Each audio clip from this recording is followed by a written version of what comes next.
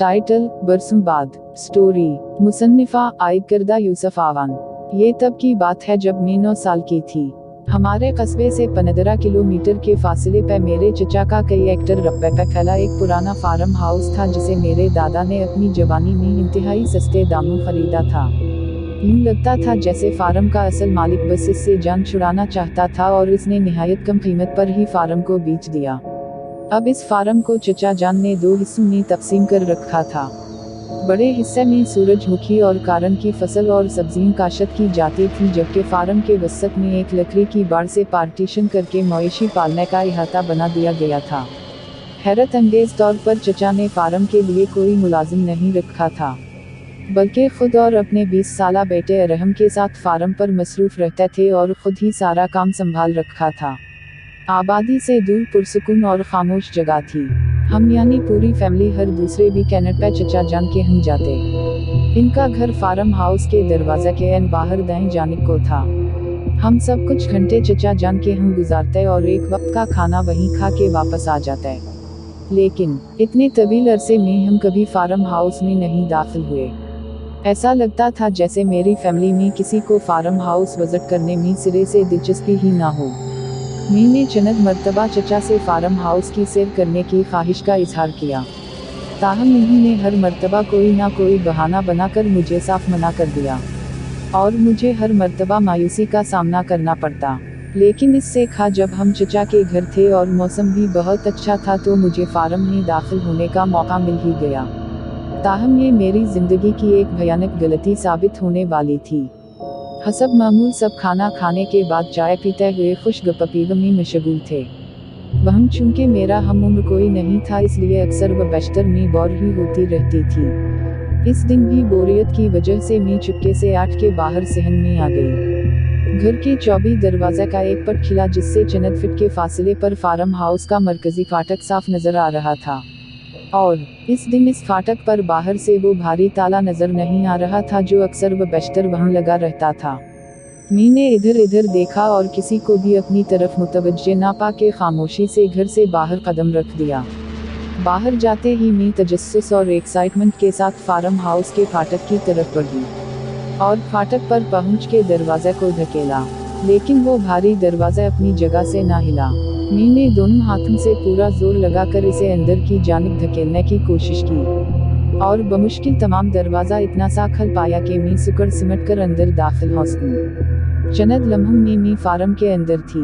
Wow! Farm पर सूरजमुखी की लहलहाती फसल और जर्द फूलों का समंदर देख के बेख्तियार मेरे मिना से 27 फिक्र जारी हो गए। भला इतनी खूबसूरत जगह को कोई क्यों छुपा के रखना चाहेगा। मैंने सूरजमुखी की फसल के बीचों बीच बनी पगडंडी पर आगे बढ़ते हुए सोचा। फार्म पर एक गहरी खामोशी तारी थी जिसमें महज वक़्तन फ़ौक़तन परिंदों की चहचहाहट ही सुनाई देती थी। सूरजमुखी का खेत खत्म होते ही सब्जियों की क्यारियां शुरू हो गई जो 3 फरलांग तक फैली हुई थीं और इनके पार लकड़ी के तख्तों से बना एक इहाता नजर आ रहा था जिसमें लकड़ी के ही बने 2 छोटे और एक बड़ा हट दूर से ही पुराने और बोसीदा लग रहे थे। सब्जियों की क्यारियों के अंदर से घूमती फिरती मैं अहाते के 24 दरवाजे पर पहुंच गई। इस पर कोई कुंडी या लाक नहीं था और धकेलने पर आसानी से खल गया। अहाते में कदम रखते ही मुझे एक अजीब सी बेचैनी का एहसास हुआ। ऐसे लगा जैसे मुझे कोई देख रहा हो। मैंने आसपास चारों तरफ नजरें दौड़ाई मगर अहाता बिल्कुल खाली था। वहाँ इंसान तो किया कोई मवेशी भी इस वक्त मौजूद ना था। यकीनन सब जानवरों को इस वक्त अहाते की पशत पे चरने के लिए छोड़ा गया होगा। मैंने सोचा। सामने मौजूद सबसे बड़े हट का दरवाजा खिला था। इस कमरे में जानवरों के लिए सर्दियों में खिलाने के लिए भूसा इकट्ठा किया गया था और भूसे को एक बहुत बड़े ढेर की सूरत में कमरे के वसत में रखकर इसे तरपालों से मुकम्मल ढक दिया गया था। ये ढेर काफी बुलंद था और छत से थोड़ा ही नीचा था। उसी वक्त मुझे न जाने क्या सूझी कि मैंने इस ढेर पर चढ़ने का फैसला किया। मैं ये देखना चाहती थी कि मैं इसकी छोटी से छत को छू सकती हूँ या नहीं, और यूं मैंने एक तरफ से भूसे के ढेर पर चढ़ना शुरू कर दिया। चोटी पे चढ़ के मैंने छत को छुआ ही था कि दाएं जानिब से उभरने वाली कुछ तेज करीहा आवाज़ों से कमरे पर छाई खामोशी टूट गई। ऐसे लग रहा था जैसे कोई जानवर अपने नाखून से लकड़ी को करीद रहा हो। मी ने तेजी से चेहरा घुमा के इस जानिब देखा तो एक भयानक मंजर मेरी आंखों के सामने था। वो जो कुछ भी था दीवार के एक कोने में सकड़ा सिमटा दीवार की जानिब मिना किए अपने दोनों हाथों से दीवार को करीद रहा था और उसी वजह से वो मकरू आवाज़ें पैदा हो रही थीं। वो मखलूक जरदी माइल खाकी रंग की थी जिसका जिस्म इंसान की तरह था मगर जैसे इसके वजूद में गोशत का एक रश भी ना था बल्कि पीली सी मुर्दा खाल जैसे ढांचे पर ही लपेट दी गई थी। मैं इस रीढ़ की हड्डी का एक एक पे देख सकती थी।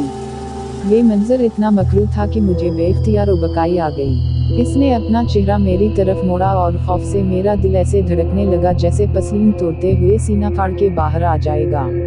इस चीज़ की शक्ल ऐसी थी जैसे किसी इंसानी लाश के चेहरे को हथौड़े से पीटा गया हो। मैंने अपने वजूद के एक एक खलिए की ताकत अपनी टांगों में मजतमा की और जितना तेजी से मुमकिन था ढेर के दूसरी तरफ उतरते हुए बैरूनी दरवाज़ा की तरफ भागी। मुझे पश्त पर किसी के हांकने जैसी आवाज़ें आईं, जो कि करीब होती जा रही थीं। साफ जाहिर था कि वो जो कुछ भी था मेरा पीछा कर रहा था। मैंने पूरी ताकत सर्फ करते हुए अपने भागने की रफ्तार को मजीद बढ़ा दिया और चंद लम्हों में ही सब्जियों की क्यारियों को पार करके सूरजमुखी के खेत में दाखिल हो चुकी थी। मुझे अब भी अपनी पश्त पर हांकने और गिराने की आवाज़ें सुनाई दे रही थीं। मेरा रुख फार्म हाउस के मरकजी गेट की तरफ था। बस पहुंच गई, मैंने भागते हुए सोचा। लेकिन जैसे ही मैं सूरजमुखी के खेत से निकली मेरा पैर बुरी तरह से रपटा और मैं मिना के बल जमीन पर गिरी। और बमुश्किल 3 सेकंड में वो मखलूक मेरे सर पर थी। मैंने खौफ से आंखें भैंच लीं। अब गिराने की आवाज़ के साथ इस मखलूक की यह ठंडी सानस मुझे गर्दन की पश्त पर महसूस हो रही थी। मरकजी गेट बंद था। मुझे अपनी मौत का यकीन हो चुका था। तभी मुझे किसी कुत्ते के बुरी तरह से भौंकने और गिराने की आवाज़ आई और ऐसा लगा जैसे किसी चीज़ ने मेरे ऊपर से दूसरी जानिब छलांग लगाई हो। ये चचा जान का कुत्ता सकीटू था जो न जाने किस वक्त फार्म में आया था। इसने ही मुझे नामालूम मखलूक के शिकंजे में देखकर इस पर छलांग लगाई थी और इसे रगड़ता हुआ सूरजमुखी के खेत के अंदर जा गिरा था। कुत्ते के बुरी तरह से गिराने की आवाज़ों के साथ फसल ऐसे हिल रही थी जैसे दो दरिंदे आपस में टकरा गए हों। मैं हिम्मत करके उठी और बेतहाशा मरकजी गेट की तरफ भागी। मैं गेट पर पहुंची ही थी कि गेट खुल गया। चचा और पापा फार्म में दाखिल हुए जो शायद मुझे गायब देखकर और फिर कुत्ते के गिराने की आवाज़ें सुनकर फार्म हाउस की तरफ भागे थी। मैं बहुत बुरी तरह से घबराई हुई थी और मुझ पे सख्ता तारी था। मुझे फौरन वापस चाचू के घर में पहुंचा दिया गया, जहां मेरे होश बहाल होने में काफ़ी देर लग गई। तब मेरे करीब थे और सभी मेरी हालत पर परेशान दिखाई दे रहे थे। मेरी हालत कदरे संभली तो पापा ने मुझसे पूछने की कोशिश की कि फार्म में मुझ पर क्या उफ्ताद आन पड़ी थी। मैं चंद लम्हे खामोश रही, फिर हिम्मत करके बोलना शुरू किया और सबको बताने की कोशिश की कि फार्म में मुझ पर किसी अनजान मखलूक ने हमला किया था और मेरा ताक़ब किया। वो मेरे सर पर पहुंच चुकी थी जब सकीटू ने इस पर हमला करके इससे मेरी जान बचाई। इससे पहले कि मैं कुछ और बोलती और इस मखलूक का हुलिया बयान करती, चचा जान ने मेरी बात काट दी और बोले, अरे बेटा, यकीनन वो कोई लूमड़ होगा। इस इलाके में लूमड़ अक्सर नज़र आ जाता है। घबराने की कोई बात नहीं, आज तक लूमड़ के हमले से किसी इंसान की मौत नहीं हुई इस इलाके में। मैं जानती थी कि वो लूमड़ नहीं था बल्कि एक खौफनाक इफरीत था, मगर चाचू की इस बात पर मैं खामोश हो गई और हम घर वापसी के लिए निकल पड़े। अगले दिन का सूरज तुलू हुआ तो मेरे दिल से रहा सुहा खौफ भी जाता रहा और ये सब महज एक डरावने ख्वाब जैसा लगने लगा। और चंद दिन में मैं वाकई ये सोने लगी कि कहीं वाक़ता ऐसे तो नहीं कि वो मखलूक दरअसल एक लूमड़ या कोई और मकामी जानवर हो जिसे मैं तन्हाई, खौफ और कमरे में रोशनी कम होने की वजह से डरवाना इफरीत समझ बैठी हूँ। यूं ही चंद हफ्तों में बात आई गई हो गई। 1 माह गुजर गया और मैं इस वाक़े को तकरीबन फरामोश ही कर चुकी थी कि घर में फिर से सबका चचा है हम जाने का प्रोग्राम बनने लगा। एक लम्हे तो मैं बुरी तरह से झिझकी, लेकिन फिर ये सोचते हुए साथ जाने को तैयार हो गई कि अब भूल कर भी फार्म का रुख नहीं करूँगी। इस तरह हम चाचू के घर की तरफ रवाना हो गए। गाड़ी से उतरने के बाद मैंने फार्म हाउस की तरफ एक नज़र देखा भी नहीं और इससे नज़रें चराते हुए सबके साथ चाचू के घर पहुँच गई। सब कुछ एकदम नॉर्मल था, गोया वो वाक़या सबको ही भूल चुका हो। मैं चचा के घर सबसे मिलने के बाद किचन में चली गई जहां चची कुकिंग में मसरूफ थी। इन्होंने हसब मामूल मुझे प्यार किया और हाल अहवाल पूछा। बेटा ऊपर जाओ और स्टोर रूम से इसमें चीनी भर लाओ प्लीज, आंटी ने मुझे एक जार पकड़ाते हुए कहा। मैं जार पकड़ा 24 सीढ़ियां चढ़ते हुए दूसरी मंजिल पर पहुंची। स्टोर रूम गैलरी के इख्तिताम पर था। गैलरी में नीम तारीकी का समा था। मैंने स्टोर रूम का दरवाजा खोला और अंदर दाखिल हुई। चीनी से भरी पीटी सामने ही पड़ी थी। मैं इसे खोल के जार में चीनी भरने लगी। वही लम्हा था जब मैंने कमरे में ऐसी आवाजें सुनी जैसे लकड़ी की किसी चीज को नाखून से करीदा जा रहा हो, और मेरी नजरें खुद ब खुद कमरे के 24 शेड की तरफ घूम गईं जिस पर वही इफरीत बैठकर पशत मेरी जानिब की दीवार को खर्च रहा था। मेरे हाथ से जार छूटकर जमीन पर जा गिरा। नहीं, फिर से नहीं। मैंने चीखने की कोशिश की लेकिन मेरी आवाज ने मेरा ना दिया। मुझे ऐसे महसूस हुआ जैसे मेरे जिस्म में जान ना रही हो। मैंने पलटकर दरवाजा की तरफ बढ़ना चाहा तो मुझे लगा जैसे मेरे कदम मन मन के हो चुके हैं। तभी मैंने इसे शेड से उतरते देखा। मैंने जिस्म का पूरा जोर सिर्फ करते हुए खुद को दरवाजा की तरफ धकेला और दरवाजा से टकराई। दरवाजा खुल गया और मैं ऐसे जमीन पर गिर गई कि मेरा आधा जिस्म कमरे में और आधा गैलरी में था। तभी मुझे किसी ने बाजू से पकड़ के झटके से अपनी तरफ खींच लिया और मेरे हलक से चीख निकल गई। बेटा घबराओ नहीं, ये मैं हूँ। मेरे कानों में चाचू की आवाज पड़ी और मेरी जान में जान आई। चाचू न जाने कब ऊपर आए थे और इन्होंने मुझे दरवाजा से बाहर गिरता देखा तो बाजू से पकड़ के बाहर अपनी तरफ खींच लिया। अब चाचू की नजरें स्टोर के अंदर का जायजा लिया रही थीं और इनके चेहरे पे खौफ व फकर के मिले जले तासुरात थे। बेटा, मेरे साथ आओ, मुझे तुमसे कुछ बात करनी है, चचा ने मेरा हाथ पकड़ के मुझे नीचे की जानिब ले जाते कहा, और मैं डरी सहमी इनके साथ चल पड़ी। चाचू मुझे साथ लेते हुए वापस पहली मंजिल पर आए और बाहर सहन की तरफ चल दिए। बेटा, भले ही आप अभी बहुत छोटी हो, लेकिन जो कुछ मैं बता रहा हूँ इसे गौर से सुनना और जहन नशीन कर लेना, क्योंकि मामला तुम्हारी जिंदगी और सलामती का है। आज से 50 साल पहले ये फार्म हाउस तुम्हारे दादा ने एक अजनबी शख्स से खरीदा था। वो शख्स इतनी कम कीमत में फार्म हाउस फरोख्त कर रहा था कि इतनी कीमत में इस दूर में बमुश्किल 10 मरले का एक घर ही खरीदा जा सकता था, और इसकी वजह हमें कई साल बाद समझ आई। जैसे ही मैं 17 साल का हुआ बाबा ने मुझे भी अपने साथ फार्म के काम पे लगा दी। इस फार्म पे मुझे हमेशा एक अजीब सा एहसास रहता है, ऐसे जैसे मुझे हर वक्त कोई देख रहा हो। किसी कोने गया, किसी झाड़ी, किसी बाड़ से हर वक्त मुझ दिखे जाने का एहसास होता था। और साथ ही अक्सर मुझे फार्म के मुख्तलिफ हिस्सों में ऐसी आवाजें सुनाई देती जैसे लकड़ी को किसी नोकीली चीज से खरीदा जा रहा हो। शुरू में तो मैं यही समझता रहा कि ये आवाजें चूहों या छछोनदर के लकड़ी के तख्तों पर भागने दौड़ने की आवाजें हैं। लेकिन गुजरते दिनों के साथ इन आवाजों में भी शिद्दत आती जा रही थी और इस अजीब व गरीब बेमानी एहसास में भी। पूरा दिन फार्म पे काम करते वक्त मुझे इन आवाजों से बुरी तरह से खौफत होती और काम में खलल आता था। मैंने बाबा से इस बारे में बात की लेकिन इन्हें ऐसी कोई आवाज सुनाई देने से अक्सर इनकार कर दिया, और ये कहा कि ऐसी आवाजें चूहों और गिलहरियों की ही हो सकती है। एक रोज में मवेशियों के अहाते में भौसे वाले हट में मसरूफ था कि दाएं तरफ की दीवार में से वही खरचन की आवाजें सुनाई देने लगी, और हसब मामूल जब शुरू हुई तो जैसे रुकने का नाम ही नहीं ले रही थी। इस रोज पहले ही मेरी तबीयत नासाज और मूड खराब था। ऊपर से इन आवाजों ने जैसे मेरी जिंदगी अजीरन कर रखी थी। इस दिन मैंने फैसला किया कि इन आवाजों का मंबा पता करके ही रहूंगा। मैं फौरा औजारों के शेड तक गया और वहां से एक आहनी हथौड़ा निकाल लाया, और दीवार पर जहां से आवाजें उभर रही थीं इस जगह पूरी ताकत से हथौड़े के कई वार किए। लकड़ी से बनी दीवार कुछ देर में ही टूट गई और इसके अंदर से एक कोई चीज मेरे कदमों में आ गिरी। मैंने देखा तो मुझे हैरत और खौफ का शदीद धचका लगा।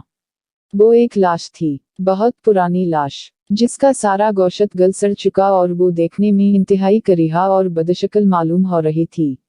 मगर दीवार के अंदर वो लाश आई कहां से? यकीना जिस शख्स ने इसको कत्ल किया होगा इसने हट तमीर करते वक्त लकड़ी की 2 परतों के दरमियान इसे फंसा कर केलों के जरिए इस दीवार में चुन दिया होगा। मैं भागता हुआ घर वापस गया और बाबा को लाश की बरामदगी की इत्तिला की। बाबा ने घबराहट में फी अलफूर पुलिस को इत्तिला कर दी। जब पुलिस अहलकार फार्म पर पहुंचे और हमने इन्हें लाश दिखाई तो ड्यूटी पर मौजूद इंस्पेक्टर ने लाश की जांच करते हुए कहा कि ये लाश कम अज कम 50 साल पुरानी है। पुलिस ने ज़रूरी कानूनी कार्रवाई करने के बाद लाश को तहवील में लिया और सरकारी सिरदखाने तक पहुंचा दिया। पुलिस ने हमसे फार्म के साबिक मालिक से मुताल्लिक कवायद तलब किए और बाबा ने इन्हीं फार्म की फरोख्त की दस्तावेज़ात फराहम कर दी। इसके बाद अलमख्तसर ये कि लाश के पोस्टमार्टम के बाद इतना ही मालूम हो पाया कि वो लाश एक जवान औरत की थी और इसके मरने की मुमकिना वजह दम घटना हो सकती है। बकौल डॉक्टर्स इस औरत को यकीनन बेहोशी की हालत में ही दीवार में चुन दिया गया होगा और होश में आने पर इसने घबराहट में दीवार से निकलने की बहुत कोशिश की होगी। बहुत हाथ चलाए होंगे मगर ना निकल सकी और दम घुटने से एक भयानक अजियतनाक मौत का शिकार हो गई। इसके चंद दिन बाद वो पुरस्कार लाश सिरदखाने से गायब हो गई और पुलिस को फार्म के साबिक मालिक का भी कोई सुराग ना मिल सका। लेकिन चंद रोज बाद फिर से फार्म में वही लकड़ी खरीदने की आवाजें आना शुरू हो गईं। और बेटा फिर शायद ही ऐसा कोई दिन हो कि मैंने इस मकरू लाश को फार्म में कहीं किसी कोने किसी कमरे में दीवार खरीदते ना देखा हो। वो बहुत खतरनाक इफरीत है जो नफरत की आग में झुलस रही है। लेकिन मैंने और बाबा ने इस इफरीत से बचे रहने का एक तरीका दरियाफ्त कर लिया और वो था इसे यकसर नज़रअंदाज कर देना। भले वो इफरीत जानलेवा मखलूक है मगर वो उसी सूरत इंसान पर हमला और इसका ताक़ब करती है जब कोई इसकी तरफ मुतवज्जे हो, इसकी तरफ दिखे या इस पर हमला करने की कोशिश करे। मैंने तब से अब तक यही रूटीन अपनाई है कि जब भी कभी मुझे फार्म में कहीं लकड़ी खरीदने की आवाज़ें सुनाई देती या इस इफरीत की झलक नज़र आती तो मैं इसे यकसर नज़रअंदाज करके वहाँ से हट जाता और अपने काम में मगन हो जाता। इस तरह दोबारा कभी मुझ पर हमला नहीं हुआ। बेटा, वो इफरीत लकड़ी इसलिए खरीदती है कि इसकी मौत भी लकड़ी खरीदते खर्चते हुई थी और हमला इसलिए करती है कि इसका कातिल भी उसी फार्म से ताल्लुक़ रखता था। अब इस इफरीत की नज़र तुम पे पड़ चुकी है। वो आसानी से तुम्हारा पीछा नहीं छोड़ेगी। शायद वो तुम्हारे घर और स्कूल तक भी तुम्हारा ताक़ब करे, लेकिन ये ताक़ब ज़्यादा लंबे अरसे नहीं चलेगा अगर तुमने इसे मुसलसल नज़रअंदाज करने की आदत अपना ली तो। लेकिन ऐसा करना शायद तुम्हारे लिए कहीं ज़्यादा मुश्किल हो, क्योंकि एक तो तुम लड़की हो और दूसरा कम उम्र हो। चाचू बोलते जा रहे थे और मैं खामोशी से सुनती जा रही थी। मुझे ये सब एक भयानक ख्वाब जैसा लग रहा था और मैं इस वक्त को कूस रही थी जब मैंने इस मनहूस फार्म हाउस में कदम रखा था। साथ ही मैंने दिल ही दिल में ये फैसला कर लिया कि अब कभी चाचू के यहाँ नहीं जाऊंगी। वो छोटा सा एडवेंचर मेरे लिए जिंदगी मौत का मसला बन चुका था। इस शाम हम घर वापस लौट आए और तभी से मेरे लिए खौफ व वहशत का नया दौर शुरू हो गया। इस रात मैंने हसब मामूल होमवर्क मुकम्मल करने के बाद मैंने अगले दिन के लिए स्कूल बैग तैयार किया और सोने के लिए लेटी। अभी कंबल ओढ़ा ही था कि मुझे ऐसी आवाज़ें सुनाई दी जैसे कोई मेरे बेडरूम के दरवाजे को बाहर से खर्च रहा हो। साथ ही मुझे ऐसी आवाज़ें सुनाई देने लगीं कि जैसे कोई खिड़की के शीशे पर उंगली से दस्तक दे रहा हो। मैंने चाचू की हिदायत पर अमल करते हुए सख्ती से आंखें भैंच लीं और कंबल को खूब अच्छी तरह अपने गर्द लपेट लिया और आयत का वरद करते हुए सोने की कोशिश करने लगी। काफ़ी देर तक वो मकरू आवाज़ें सुनते सुनते मेरी आँखें लग गई। ख्वाब में मैंने देखा कि मैं पत्थरों से भरी एक नीम तारीक वादी में नंगे पांव भाग रही हूँ और वही खूनी इफरीत मेरा पीछा कर रही है। नोकीले पत्थर लगने से मेरे पांव जख्मी हो रहे होते हैं और इनसे खून बहता हुआ जमीन पर मेरे कदमों के निशान बना रहा होता है। अचानक एक पत्थर से ठोकर लगती है और मैं मिना के बल गिर जाती हूँ। आन के आन में वो इफरीत मेरे सर पर पहुँच जाती है और अपने नोकीले पंजों से मेरे जिस्म का एक एक अज़ू अधेड़ के रख देती है। ये ख्वाब देख के खौफ के मारे मेरी आँखें खल गई। मैं पसीने में शराबवर थी और मेरा जिस्म बुरी तरह से कांप रहा था। मुझे ये बात घर में सबसे छुपा कर भी रखनी होगी चाहे जो कुछ भी हो जाए। मैं कभी नहीं चाहूंगी कि वो इफरीत मेरे घर में किसी और पर भी मुसल्लित हो जाए, मैंने जागते ही सोचा। इसके बाद से ये मामूल बनता चला गया। मुझे घर, स्कूल, कार, कर्ज हर जगह इस बला की खर्चने की आवाज़ सुनाई देती और चंद मर्तबा तो इसकी झलक भी दिखाई दी, लेकिन मैंने हर मर्तबा दिल पे जबर करके इसे नज़रअंदाज करना जारी रखा। ताहम इससे मेरी सेहत पर बहुत बुरे असरात मुरतब हुए। मेरी ननद और भूख उड़ चुकी थी, रंगत ज़रूरत पर गई और आंखों के गर्द सियाह हल्के बन गए। मैं स्कूल के काम में कमज़ोर होना शुरू हो गई और मेरे ग्रेड्स में भी कमी आने लगी। इस सब सूरत हाल पर मेरे वालिदैन बहुत परेशान थे और एक के बाद दीगर कई डॉक्टर्स और स्पेशलिस्ट से मेरा मुआयना भी करवाया गया, ताहम किसी भी मर्ज़ की तशख़ीस ना हो पाई। बल्कि मुझे तो डॉक्टर के क्लिनिक और हॉस्पिटल्स में भी वही मनहूस खर्चन की आवाज़ ही सुनाई देती। 3 माह में मेरी हालत इतनी बिगड़ चुकी थी कि स्कूल इंतज़ामिया ने मुसलसल बुरी कारकर्दगी दिखाने और सेहत की खराबी